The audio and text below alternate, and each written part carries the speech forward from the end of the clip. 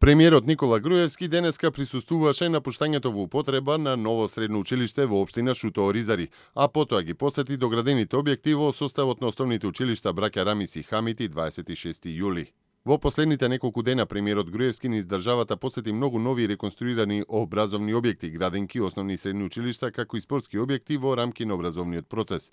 Вчера на почетокот на учебната година беше поставен камен темелник на ново училиште во Скопската општина Киселавода, при што Груевски нагласи дека и по 50 години од кога се изградени овие монтажни училишта и никој не смогнал сили да изгради нови училишта на местото на старите дотраени бараки во Скопје, оваа влада сорте нов лист во таа лоша традиција. За само неколку години на местата на старите бараки се изградија нови училишта, додаде Груевски. Секој лице со инвалидност има свои способности и знаења, а наша задача и цел како институција е да им помогнеме да ги реализират и да ги искористат можностите што ги нуди државата за таа цел.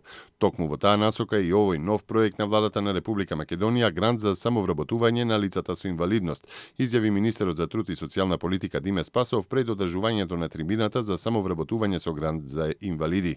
Тој појасни дека станува збор за можност за основање сопствен бизнис, целосна поддршка при отворање на сопствениот бизнис, за изработка на бизнис идеја, менторство, набавка на опрема и материјали, се како што истакна во висина од околу 5000 евра.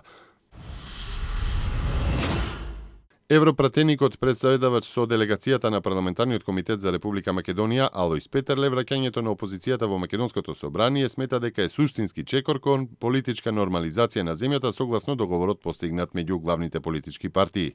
Целосното воспоставување на работата на парламентот ќе смени политичката дискусија во земјата во рамки на соодветниот институционален контекст, со што ќе се стави крај на повеќе месечниот политички ќорсокак и ќе овозможи прогрес за клучните политички прашања, вклучувајќи и европската перспектива на земјата, вели Петерле во пишаната изјава. Денеска по 9 часот од железничката платформа кај прифатниот пункт за мигранти од Гевгелија кон Табановце заминал првиот специјален воз со околу 500 бегалци пристигнати во текот на ноќта. Најавено е дека денеска кон северната граница ќе заминат 3 воза. Изминатото деноноќие со 4 специјални возови од Гевгелија до Табановце транзитирале околу 2200 мигранти.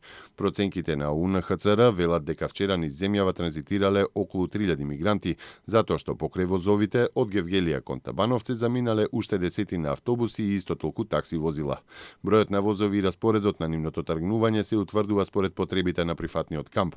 Таму, според информациите, се поставуваат нови монтажни бараки. Неофицијално од грчка страна се очекува повторно голем наплив на бегалци. А мигрантите во француско Кале пак го запреа сообраќајот под Ла-Манш. 6 возови Евростар беа блокирани синоќа поради група бегалци кои биле на шините во тунелот на француска територија. Околу 3000 мигранти во најголемиот дел од Африка се наоѓаат во Кали и околината од каде што се обидуваат да дојдат до Англија.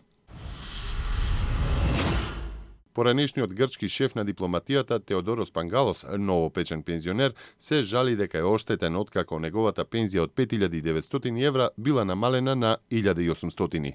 Тој за медиумите вели: "Не сум малчен, сиромашен пензионер сум." Додава дека пратениците си ги задржале наградите на пристојно ниво. "Не велам дека е многу, но логиката дека пензионерите се луѓе од кои веќе немаме потреба, следствено и ги ограбија, и тоа е логиката спрема сите пензионери во земјата. Некаде треба тоа да биде ревидирано", дополнува Пангалос.